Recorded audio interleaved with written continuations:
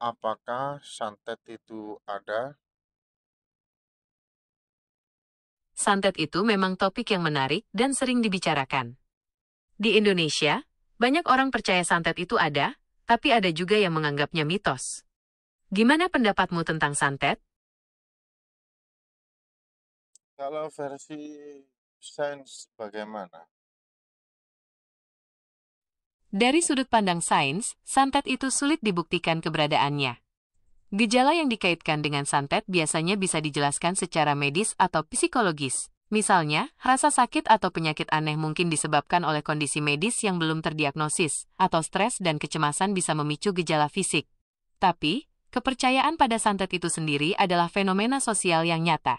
Di beberapa budaya, ketakutan akan santet bisa sangat kuat dan memengaruhi kesehatan mental seseorang. Berarti santet itu menurut sains tidak ada. Dari sudut pandang sains, keberadaan santet memang sulit dibuktikan secara empiris. Gejala-gejala yang dikaitkan dengan santet seringkali dapat dijelaskan melalui faktor medis atau psikologis. Namun, penting untuk diingat bahwa kepercayaan terhadap santet masih kuat di beberapa budaya dan komunitas. Sesaran sains, apakah bisa manusia menyakiti manusia lainnya tidak melalui kontak fisik?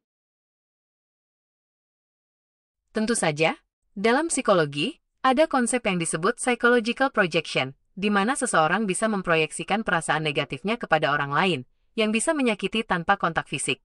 Selain itu, kata-kata kasar atau perlakuan buruk juga bisa sangat menyakitkan. Apakah kamu tertarik untuk mempelajari lebih lanjut tentang bagaimana emosi bisa memengaruhi kesehatan fisik? Contohnya bagaimana?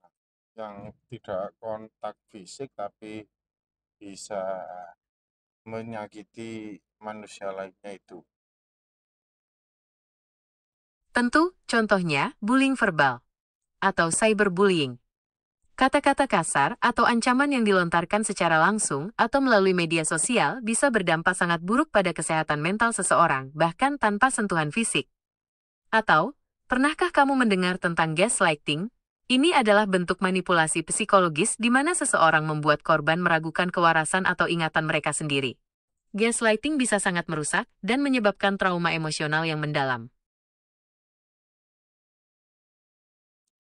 Contohnya,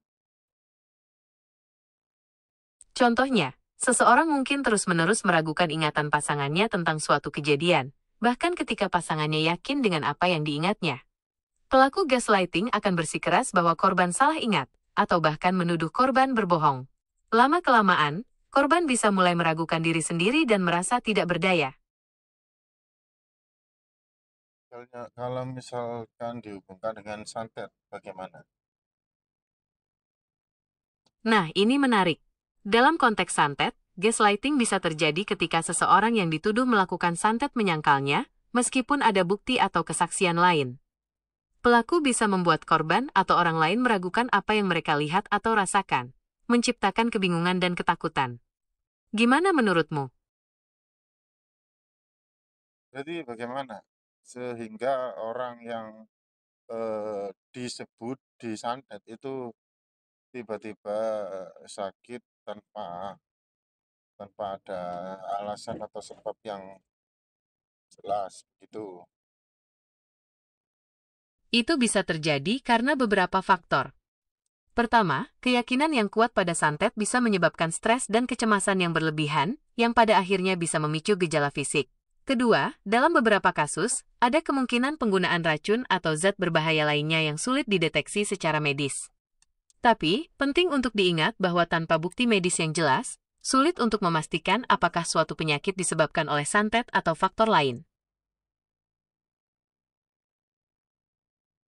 Tapi kadang kan memang ada kayak dokter belum bisa mendiagnosis. Apakah itu masih belum ketemu penyakitnya atau memang tidak ketemu penyakitnya? Itu bisa jadi karena beberapa alasan. Pertama, mungkin penyakitnya sangat langka, atau gejalanya tidak spesifik, sehingga sulit didiagnosis. Kedua, Ada kemungkinan faktor psikologis, seperti stres atau kecemasan, memperburuk gejala fisik sehingga menyulitkan dokter untuk menemukan penyebab medisnya. Atau, dalam kasus yang jarang terjadi, mungkin ada faktor lingkungan atau zat berbahaya yang belum teridentifikasi yang memengaruhi kesehatan seseorang. Oh ya, sebagai pengingat, saya tidak memberikan diagnosis atau nasihat medis. Selalu konsultasikan kesehatan Anda dengan profesional medis. Berarti menyakiti tanpa menyentuh itu memang bisa ya, tapi tapi tidak disebut dengan santet ya. Ya, betul sekali. Menyakiti tanpa menyentuh itu mungkin terjadi karena berbagai faktor psikologis atau medis, tapi itu tidak selalu berkaitan dengan santet. Santet sendiri adalah konsep yang kompleks dan kontroversial, dan keberadaannya masih diperdebatkan. Nah, kalau kalau ada kayak paku di dalam tubuh manusia atau apa itu bagaimana konsepnya ya? Adanya paku atau benda asing di dalam tubuh manusia bisa disebabkan oleh beberapa faktor. Mungkin saja benda itu tertelan atau masuk melalui luka tanpa disadari. Dalam beberapa kasus, ada kemungkinan benda tersebut dimasukkan dengan sengaja, meskipun ini jarang terjadi. Tapi, penting untuk diingat bahwa tanpa bukti medis yang jelas, sulit untuk memastikan bagaimana benda tersebut bisa berada di dalam tubuh.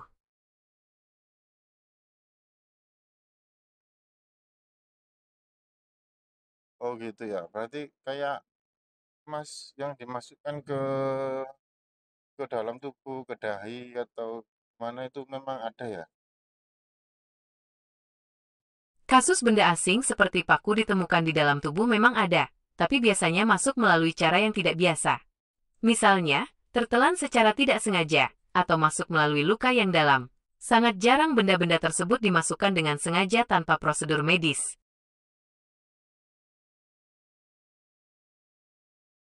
Berarti tetap ada logikanya ya. Paku tersebut atau benda asing tersebut masuk ke dalam tubuh manusia. Ya, pasti ada penjelasan logis untuk setiap benda asing yang ditemukan di dalam tubuh manusia. Penting untuk diingat bahwa tubuh manusia memiliki mekanisme pertahanan yang kuat, jadi benda asing biasanya akan dikeluarkan secara alami atau menyebabkan infeksi jika tidak diatasi. Berarti santet tersebut hanya bahasa kiasan kontroversial aja biar orang-orang pada takut begitu ya. Santet memang seringkali menjadi bahasa kiasan yang kontroversial, terutama untuk menakut-nakuti. Namun, di beberapa daerah, santet masih dipercaya sebagai praktek yang nyata dan berbahaya. Jadi, penting untuk memahami konteks budaya dan kepercayaan masyarakat setempat. Apakah siluman itu ada? Cerita tentang siluman memang menarik dan sering kita dengar di Indonesia. Tapi, dari sudut pandang sains, keberadaan siluman sulit dibuktikan. Fenomena yang dikaitkan dengan siluman biasanya bisa dijelaskan secara rasional. Misalnya, penampakan siluman mungkin hanya ilusi optik atau kesalahpahaman. Suara-suara aneh di malam hari bisa jadi berasal dari hewan liar atau fenomena alam lainnya. Gimana menurutmu? Kayak di gunung-gunung itu gimana? Gunung memang tempat yang penuh misteri. Kadang, ada fenomena alam yang sulit dijelaskan, seperti suara-suara aneh atau kabut tebal yang tiba-tiba muncul. Hal-hal seperti ini mungkin memicu cerita tentang siluman penunggu gunung. Tapi, penting untuk diingat bahwa gunung adalah ekosistem yang kompleks. Banyak faktor alam yang bisa memengaruhi apa yang kita lihat dan dengar di sana. Oke oke, terima kasih.